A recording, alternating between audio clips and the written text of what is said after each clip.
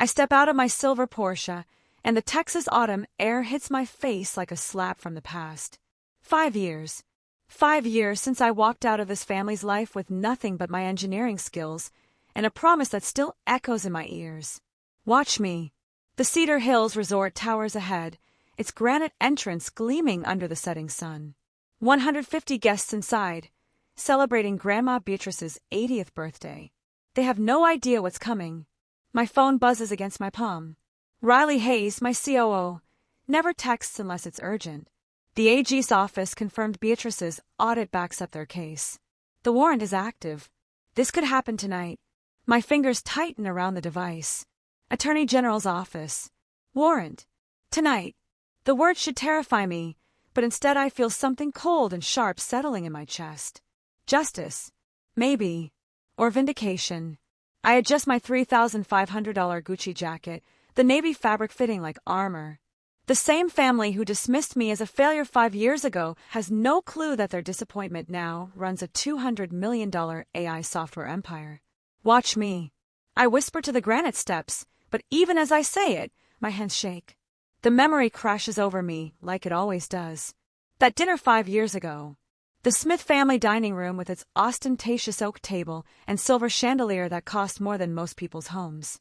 I was 28, desperate, still believing I could earn their approval if I just tried harder. Tinkering with algorithms isn't a career, Jordan. Dad's voice carried that particular blend of disappointment and dismissal I knew so well. Richard Smith, oil tycoon, couldn't fathom that artificial intelligence might actually matter. When are you going to get serious about your future? Mom set down her scotch glass with a firm clink. Why can't you be more like your brother? Victoria Smith's specialty. The comparison that cut deepest because it was designed to. Ethan, golden child extraordinaire, leaned back in his chair with that smirk I'd learned to fear. Actually, I might have something for Jordan. My foundation could use an intern. Part-time, of course. Intern. Part-time, after I'd spent 4 years developing AI tools that startups were actually licensing. See? Mom's face lit up like Ethan had just offered to solve world hunger. Ethan always looks out for family. The weight of 28 years crashed down on me in that moment. 28 years of being the family outcast. The one who couldn't measure up. The disappointment. I'd worked triple shifts at 18 to fund my degree, while Ethan's education was fully paid. I'd endured years of, why can't you excel like your brother? I'd built something from scratch, and they called it tinkering. But it was what Mom said next that broke something inside me permanently. I just want to be proud of you, son. Is that too much to ask? I am proud of you. 5 words I chased my entire life. 5 words she'd never said. Not once.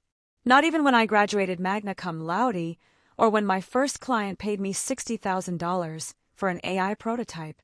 The need for her approval had been my fatal flaw since childhood. I was the son who stayed up until 4 a.m. refining models for parents who noticed nothing but errors. I was the young man who exhausted himself trying to prove he deserved the same support they gave Ethan without hesitation. I was the adult who kept believing that if I just innovated enough, if I just earned enough, if I just became influential enough, they would finally see me.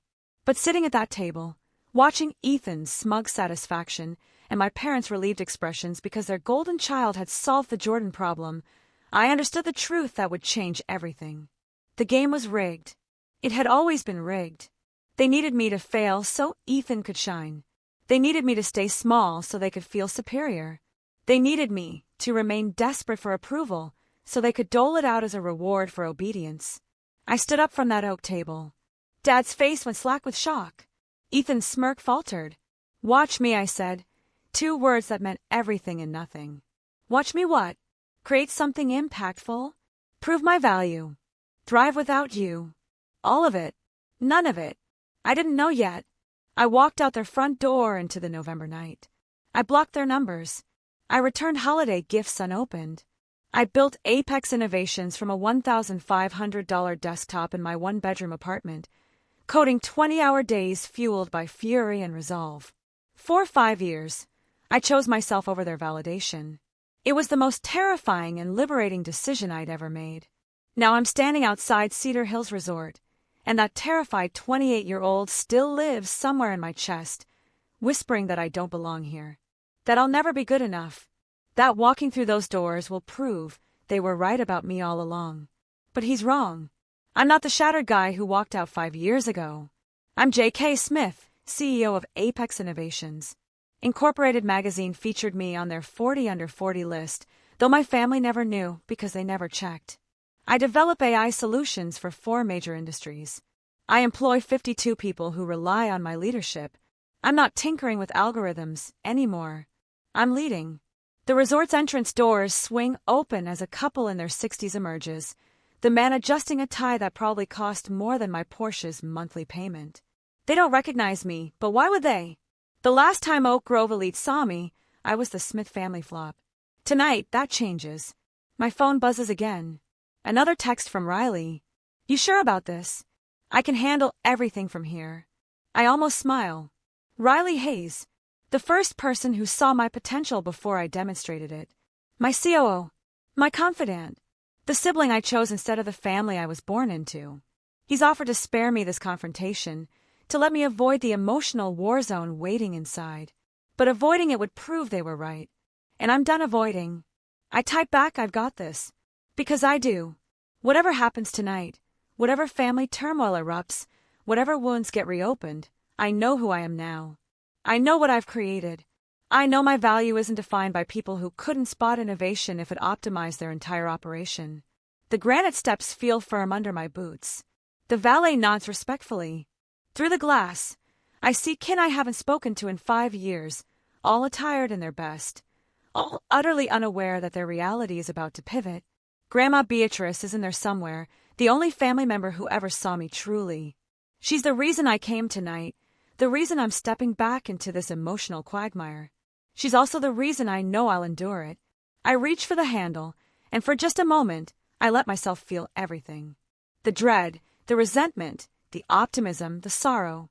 5 years of estrangement, ending in one night, the family that shattered me about to learn who I became in the shattering. The alert arrives 3 days before Grandma Beatrice's party, buried in my morning inbox like a virtual explosive. Ethan is planning something major for Grandma's party. He says he's going to reveal the truth about you. Cousin Mia's text stops my espresso cup halfway to my lips.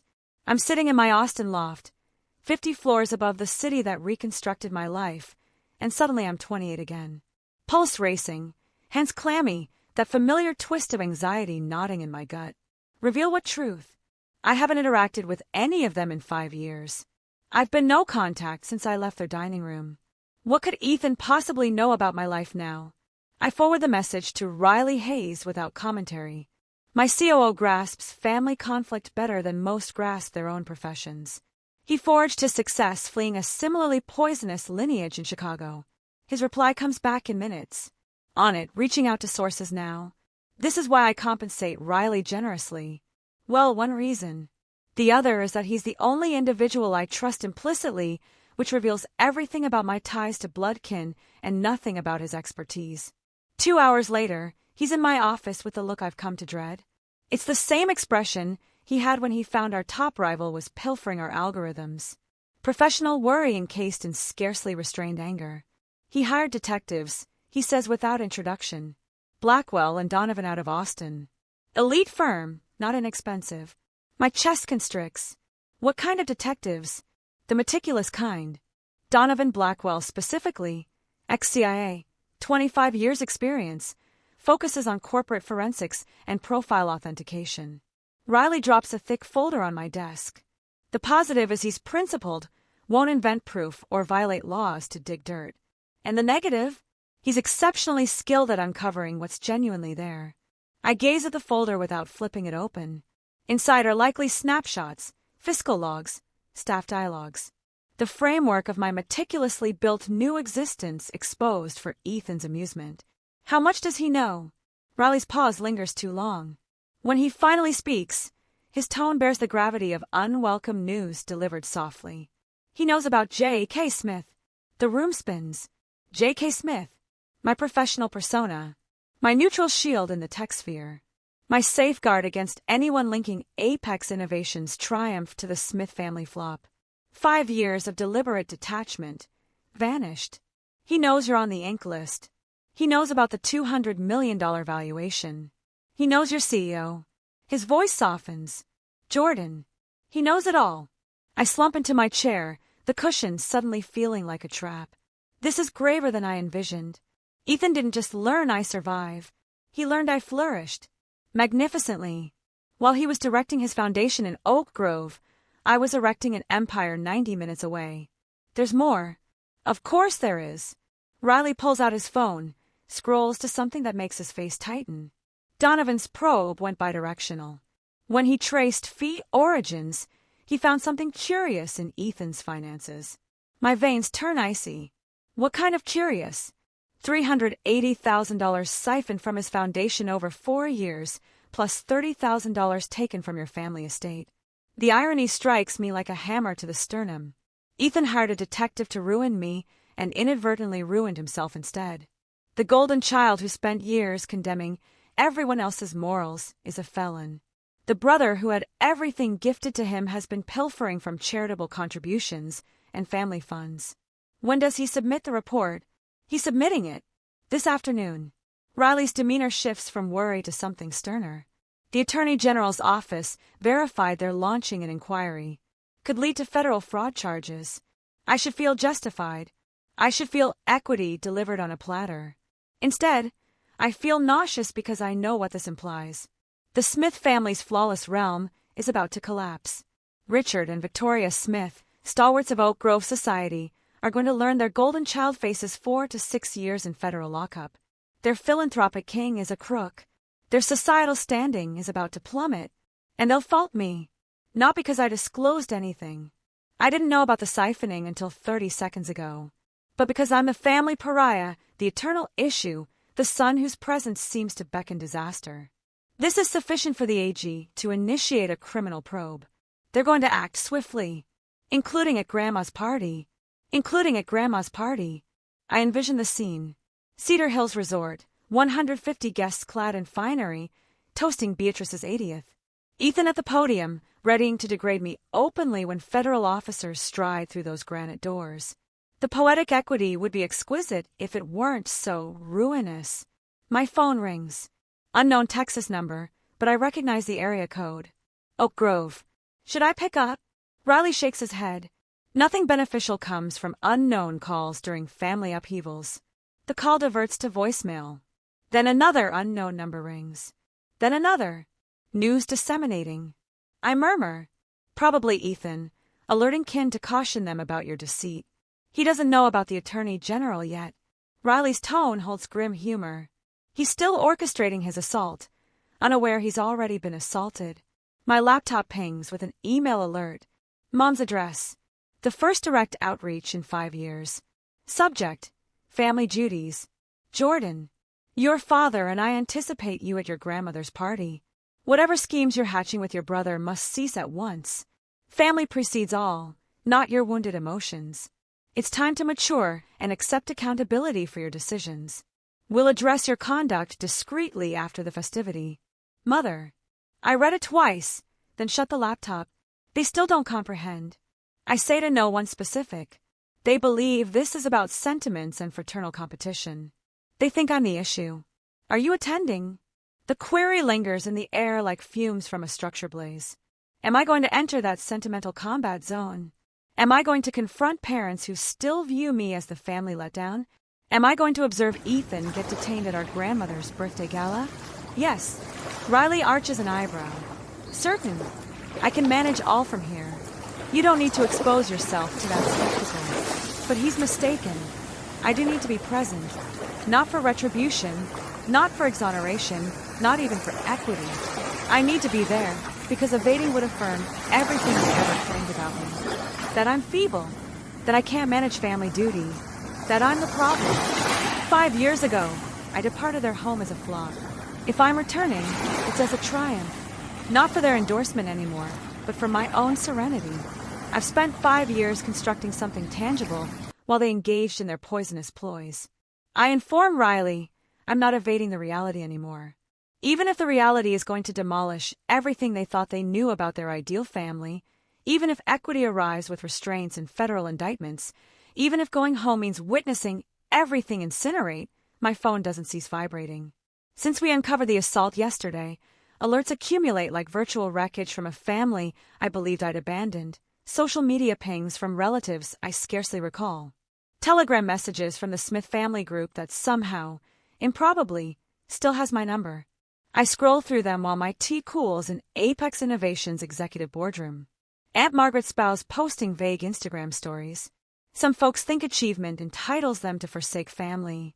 Cousin Liam sharing pieces on kinship bonds with sharp remarks about devotion.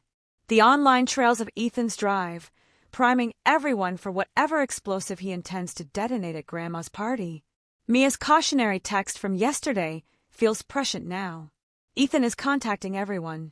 He says he's going to reveal the truth about you at the party. The truth, as if my brother has any notion of what that entails. Riley enters the boardroom carrying a bundle of corporate partnerships worth $62 million. AI systems for supply chain optimization in 4 sectors. Genuine labor. Labor that counts. Labor that sustains economies while my family chatters in Oak Grove. The family drive is intensifying, I tell him, sliding my phone across the walnut table. He peruses the messages, his jaw clenching. Want me to have our council dispatches cease and desist. For what? Informing kin that their accomplished brother might be concealing something? I recline in my seat. He's too clever for anything suable. Just sowing doubts, but the uncertainty seeps in regardless. That old known voice that murmurs, maybe they're correct about me. Maybe erecting a $200 million firm doesn't render me deserving of esteem. Maybe I really am just tinkering with algorithms. My laptop chimes with an email from Mom. The subject line reads, Family Accountability. I stare at the alert for 40 seconds before erasing it unread. Some dialogues are worth pursuing. The Attorney General's office verified they got Donovan's report. Riley says, settling into the chair opposite me. But no schedule on when they'll proceed. When? Not if. The difference matters. Ethan's fiscal offenses will overtake him eventually, but Grandma's party is in 2 days. 2 days for whatever mayhem my brother has schemed. My phone rings. Unknown Texas number. Hello. Jordan. Dad's voice. Rough with contrived power. We need to converse. I haven't heard Richard Smith's voice in 5 years. It sounds diminished than I recall. Less domineering. Age, perhaps. Or the awareness that his bullying methods don't affect someone who forged his own domain. About what? About what? Your grandmother's party. Your mother thinks. He hesitates, and I hear Mom's voice in the background. Keen and persistent. We think it would be optimal if you didn't come. The known stab of dismissal hits my chest. Even now, even after all I've attained, they want me absent. The troublesome son who might upset their flawless family tale. Because Ethan says you've been circulating malicious gossip that his foundation has monetary issues. We don't need that sort of theater at Beatrice's festivity. Circulating falsehoods. The projection is astonishing. I've communicated with precisely 0 family members about Ethan's felonious actions. 0 online posts. 0 rumor drives. I've been mute for 5 years while they fabricated whatever fantasy account aids their rest. I haven't uttered anything to anyone about Ethan. I see. Believe what you wish, Dad. I'll see you at the party. I disconnect before he can retort. Riley observes me attentively. You all right? They just disinvited me from my own grandmother's birthday gala because Ethan persuaded them I'm some sort of villainous genius. I chuckle, but it emerges empty. The system functions sometimes, Riley says softly. But it doesn't feel like triumph. It feels like treading in mire while my family hurls rocks. My phone rings again. This time the number makes my heart leap. Grandma. Hello, dear. Beatrice's voice, sharp despite her 80 years. I heard Richard called you. He disinvited me to your party. Richard doesn't get to disinvite folks to my party. Neither does Ethan, though he's been hinting I should rethink who attends. Grandma's tone sharpens, as if I need a felon's counsel on attendee lists. Felon. The term strikes different coming from Beatrice.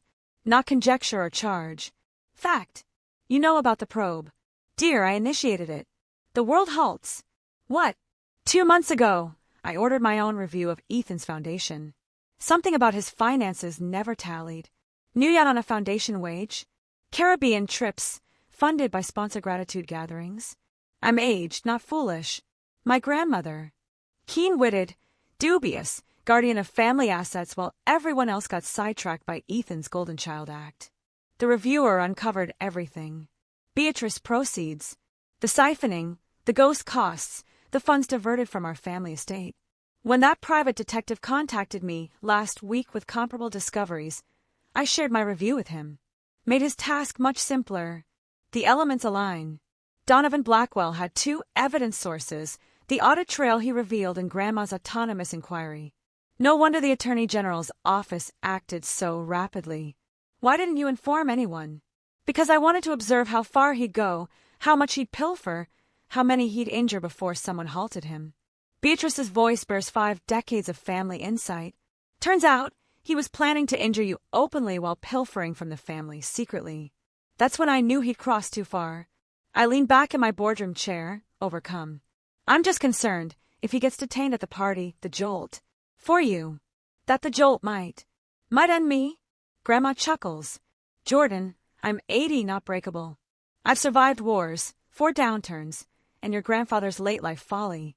I think I can manage learning that my grandson safeguarded himself from a predator. Predator? Another term that strikes like verity. Besides, Beatrice adds, Ethan doesn't know I possess copies of everything.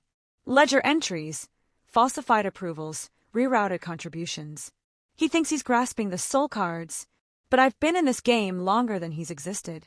For the first time in days I grin. Truly grin. I'll see you at the party, Grandma. I'm relying on it. Someone needs to observe equity being dispensed. After we disconnect, I sit in the boardroom quiet, digesting all. Ethan played his ultimate card last night, menacing Grandma to silence me. But he played it against someone who was already 4 steps forward. The golden child believes he's shielding himself by menacing the family head. He doesn't know the head is the one who commenced the probe in the first place. Riley's still perusing corporate partnerships, but I can tell he's attuned. Feel improved? Ethan doesn't know he's already defeated. He will shortly. I glance at the clock. 24 hours until the party.